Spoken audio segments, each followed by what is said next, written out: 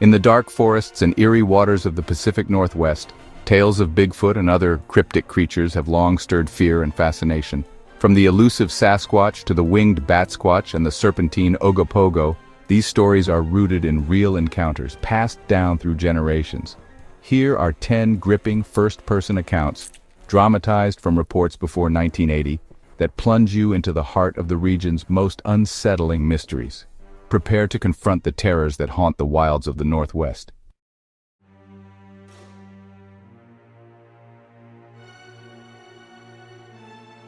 My name is Fred Beck, and I'll never forget the summer of 1924.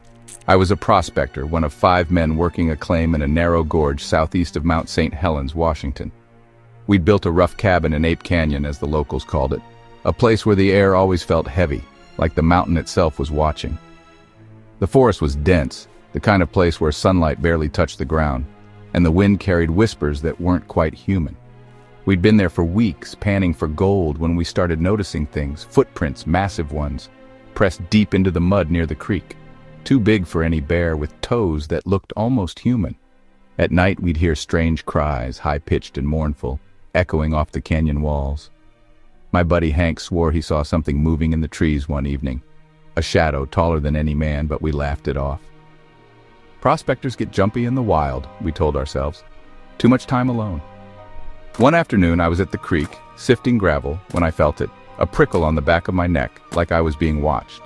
I looked up, and there it was, across the water, standing half-hidden behind a cedar. It was no bear. It stood upright, maybe 8 feet tall, covered in dark matted hair that blended with the forest. Its eyes, small and glinting, locked onto mine. My heart pounded so hard I thought it had burst. I dropped my pan and stumbled back, yelling for the others. By the time they came running, it was gone, but the air stank of something foul, like wet fur and decay. That night we barricaded the cabin door, our rifles close. Around midnight the attack came. It started with a low thud against the walls, then another, heavier, like something massive was testing the logs. We froze, listening as the thuds grew into a barrage. Rocks slammed against the roof, shaking dirt loose. Then came the screams, shrill, guttural, not animal, not human. I peeked through a crack in the shutters and saw them. 3, maybe 4 shapes, towering and hairy, circling the cabin. One rammed the door, splintering the wood. Hank fired a shot through the gap, and a piercing howl split the night. The creatures scattered, but they didn't leave. For hours they pounded the cabin, hurling boulders that dented the walls. We took turns keeping watch, praying the logs would hold. At dawn, silence fell. We stepped outside, rifles ready, to find the ground littered with rocks and those same massive footprints circling our camp. We packed up and fled, vowing never to return. The locals in Kelso didn't believe us, called it a bear or our imaginations. But I know what I saw. Those things weren't animals. They were something else, something ancient, and they wanted us gone.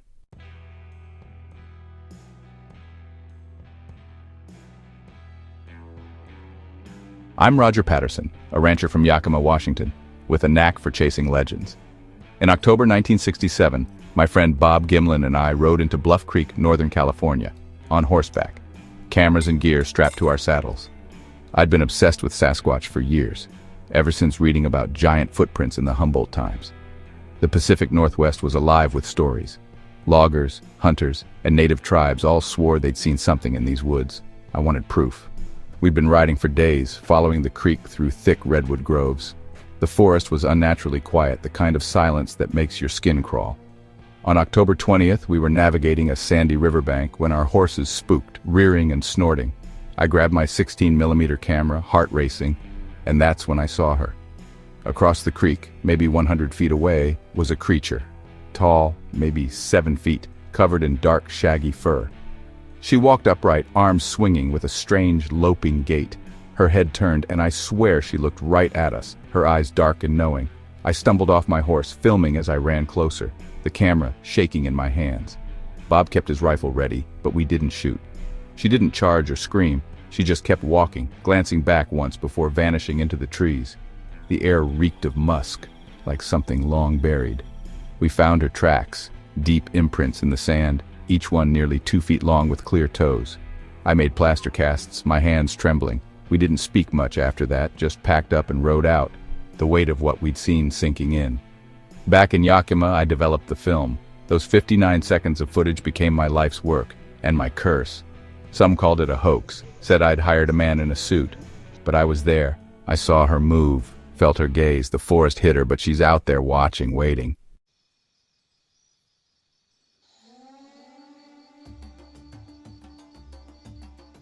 My name is Thomas, a trader working the Fraser River in British Columbia. In 1898, I was invited to the Lacapam village near Lytton to barter for furs. The elders were kind but wary, their eyes always scanning the forest. One night by the fire, Chief Michel told a story that chilled me to the bone. He spoke of the hairy men, wild giants who lived in the mountains, stealing children who wandered too far. He called them Sasquatches, his voice low as if speaking their name might summon them. I laughed it off, thinking it a tale to scare kids. But the next day I set out alone to hunt near the Stein Valley. The forest was dense, the air thick with pine and damp earth. As I tracked a deer, I noticed the birds had gone silent. Then I saw it. A footprint, massive, pressed into the moss with toes too human to be a bear's. My stomach twisted. I followed the tracks, curiosity outweighing fear, until I reached a clearing. There, crouched by a stream, was a figure. It was huge, maybe 9 feet tall, covered in reddish-brown hair. It turned, and its face, half man, half ape, stared at me with eyes that burned like coals. I froze, my rifle useless in my hands. It let out a low, rumbling growl, not loud but deep enough to rattle my bones. Then it stood, towering over me, and the stench hit. Rotten meat and wet fur. I backed away, heart pounding as it watched me, unmoving. I don't know why it didn't charge. Maybe it was warning me, like the chief said. I turned and ran, branches snapping behind me, though I never looked back. When I reached the village, panting and pale, the elders didn't mock me. Michel only nodded, saying I was lucky to return. I never hunted in those woods again. Then Lacapam knew the truth. Those mountains belong to the Sasquatches, and they don't take kindly to trespassers.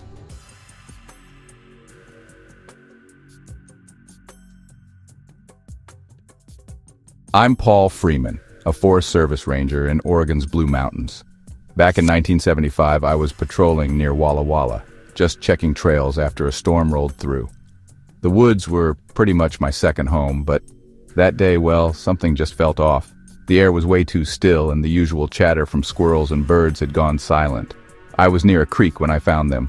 Footprints bigger than any I'd ever seen, at least 18 inches long with dermal ridges like a human's but impossibly large. I followed them, my radio just crackling uselessly in the dead zone. The tracks led up to a ridge overlooking a valley. That's when I heard it, a deep, guttural whoop, kind of like a gorilla but way louder, echoing through the pines. I crouched behind a boulder, my heart just hammering in my chest.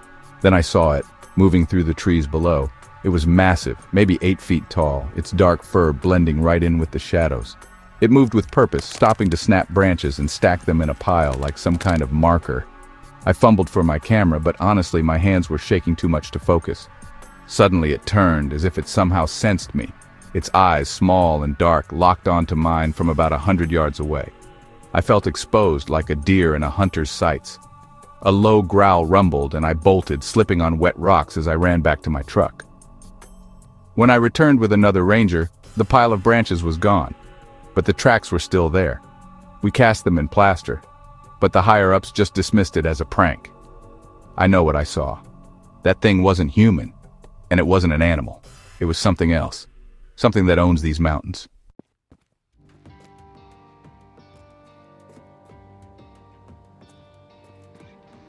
I'm Ellen, a hiker from Portland. In July 1972, I was camping in Skookum Meadow near Mount Hood, Oregon with my brother Tom. We'd heard the Sasquatch stories, everyone in the Northwest had, but we were city kids, honestly more interested in the views than old legends. We set up camp near a creek, the forest just alive with summer sounds. That first night we heard odd noises, knocks like wood on wood coming from the trees. Tom said it was probably elk, but I wasn't so sure. The second night, things got weird. I woke to a foul smell, like rotting garbage mixed with wet dog. Our campfire was out, and the air felt heavy, almost like a storm was coming. I grabbed my flashlight and scanned the trees. That's when I saw it. A shape, tall and broad, standing just beyond the reach of my light. Its eyes glowed faintly, reflecting the beam. I whispered to Tom, who was already awake, his hunting knife in hand. The thing didn't move, just stood there watching. Then it screamed, a sound so loud and shrill it hurt my ears. Tom grabbed me and we scrambled into the tent, zipping it shut. The ground shook as something heavy circled our camp, snapping branches and letting out low, rumbling growls. I clutched my flashlight, too scared to even breathe. After what felt like hours, it finally stopped. At dawn, we found huge footprints around our tent, some with clear toe marks. We packed up and hiked out, not stopping until we reached the ranger station. The ranger listened, but said it was probably a bear. I know better. Whatever was out there didn't want us there, and I've never gone back to Skookum Meadow.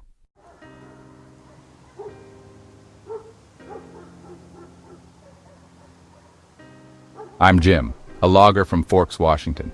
In 1969, I was working a job deep in the Olympic Peninsula, cutting timber near the Hoh River. The forest out there is old, the kind of place where moss hangs like curtains, and honestly, you feel like you're being watched. We'd heard stories from the Quileute tribe about a creature they called the Wild Man, but I figured it was just talk to keep outsiders away.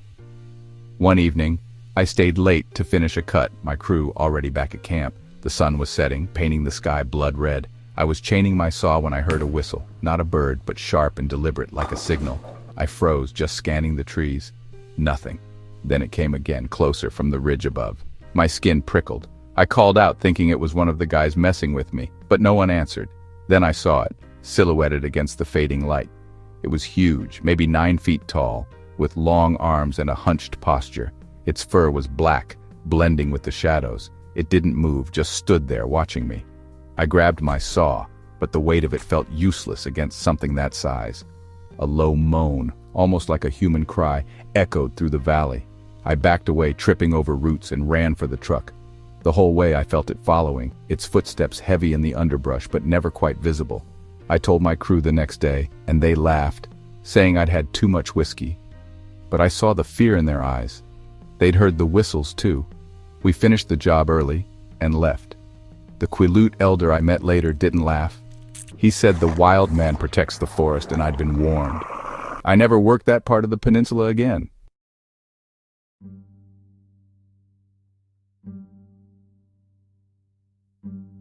I'm Sarah, a park ranger at Mount Rainier National Park in 1978.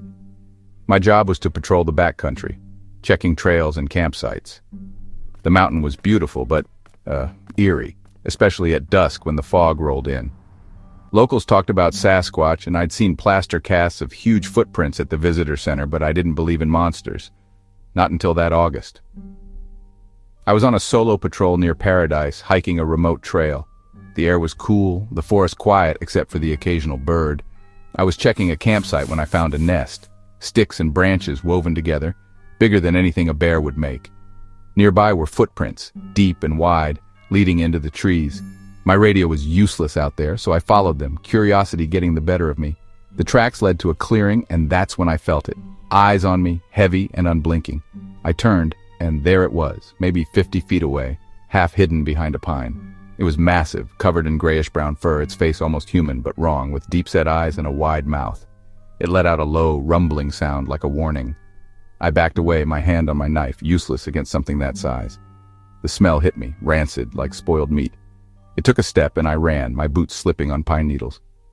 When I reached the ranger station, I reported it, but my supervisor said I'd seen a bear. I went back the next day with a colleague, but the nest was gone. The tracks smeared like they'd been wiped away. I still patrol Rainier, but I avoid that trail. Something's out there, and it knows those woods better than I ever will.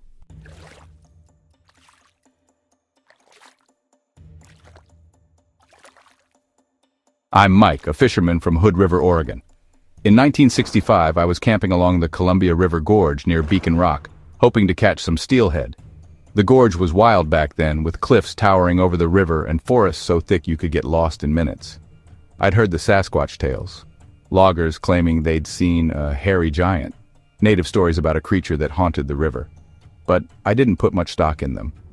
One night, I was by my campfire, the river rushing nearby, when I heard a splash, louder than any fish. I grabbed my flashlight and scanned the water. Nothing. Then came a howl, so deep and powerful it shook the ground. It wasn't a wolf or a cougar. It was something bigger, something wrong. I stood, my fishing knife in hand, as the howl came again, closer. The air turned sour, like rotting leaves and musk. I swung my flashlight toward the trees, and there it was. A figure, maybe 10 feet tall, standing on the riverbank. Its fur was dark, dripping wet, and its eyes glowed in the light. It didn't move, just stared, its chest heaving. I shouted, hoping to scare it, but it answered with another howl so loud my ears rang. I threw my knife more out of panic than sense, and it vanished into the dark. I didn't sleep that night, keeping the fire high. At dawn, I found huge webbed footprints in the mud, leading into the river. I never fished that stretch again. The locals said I'd met the river giant, a creature that guards the gorge. I don't know what it was, but I'll never forget those eyes, watching me like I was the intruder.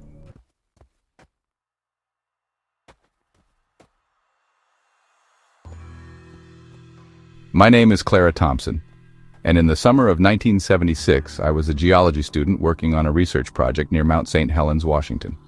The volcano was quiet back then, just a snow-capped giant looming over the forest. But the locals in Cougar told stories that gave me chills. They spoke of a creature they called the Bat Squatch, a winged beast, half man, half bat, that haunted the skies above the mountain. I thought it was just campfire talk, something to scare hikers. I was wrong.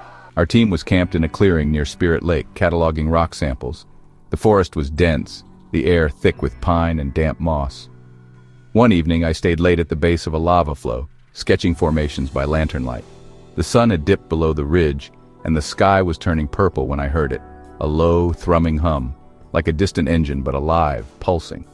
I looked up, expecting a plane, but the sky was empty except for a few stars. Then the trees shook. Not a breeze, but a violent rustling, like something massive was moving through the canopy. My lantern flickered, and the air grew heavy, carrying a stench like burnt hair and sulfur. I grabbed my notebook, ready to bolt, when I saw it, a shadow, massive and winged, gliding over the treetops. It was no bird. Its wings spanned at least 20 feet, leathery and bat-like, attached to a body that looked humanoid but wrong, with glowing blue eyes that pierced the dusk.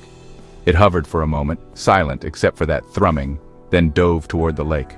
I froze, my heart pounding so hard I thought it had burst. The creature landed on the shore, maybe 200 yards away, its silhouette hunched and hulking. It let out a screech, high-pitched, like metal on glass, that echoed off the mountain. I dropped to the ground, hiding behind a boulder, praying it hadn't seen me. The screech came again, closer, and I heard the flap of those wings, heavy and deliberate like a storm rolling in. I peeked over the boulder and saw it lift off, its eyes scanning the forest. For a moment, I swear it looked right at me, its gaze cold and predatory. I don't know how long I hid, but when the thrumming faded, I ran back to camp, my flashlight bouncing wildly. My team was already awake, their faces pale. They'd heard the screech, felt the ground shake. We found no tracks the next morning, but the air still stank, and our equipment, compasses, radios, was fritzing, needles spinning wildly. The locals we told nodded grimly, saying the Bat Squatch guards the mountain, appearing before disasters. 4 years later, when St. Helens erupted, I couldn't help but wonder if it knew something we didn't. I never returned to that lake. Those eyes still haunt my dreams, and I can't shake the feeling it's still out there, watching from the skies.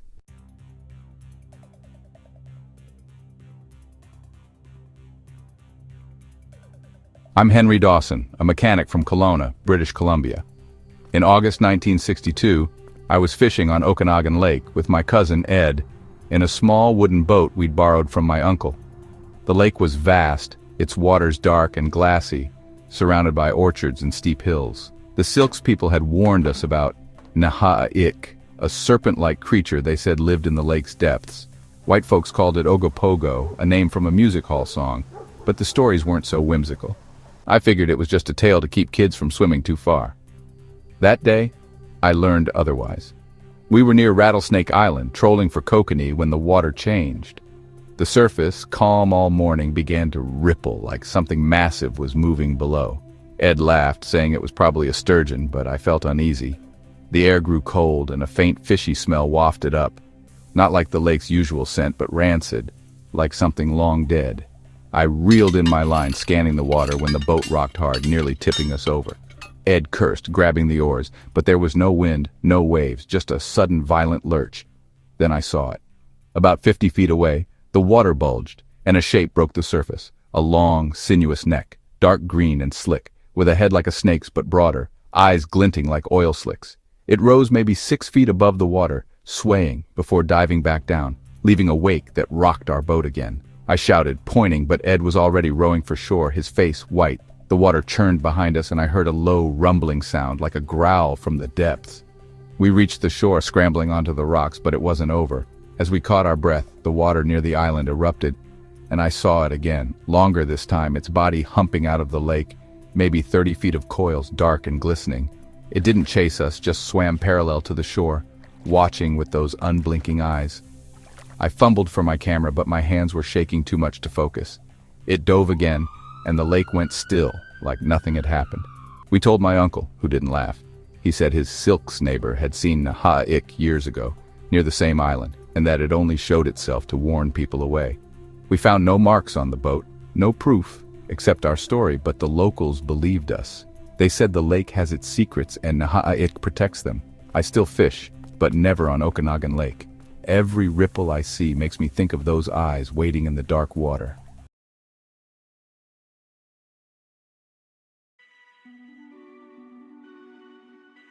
That's all for these chilling tales of Bigfoot and cryptid encounters in the Pacific Northwest.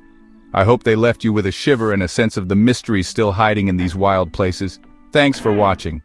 If you enjoyed these dramatized stories, please give this video a like and hit that subscribe button to support my channel. Your support helps me create more spine-tingling encounters to share with you. Until next time, stay curious and watch the shadows.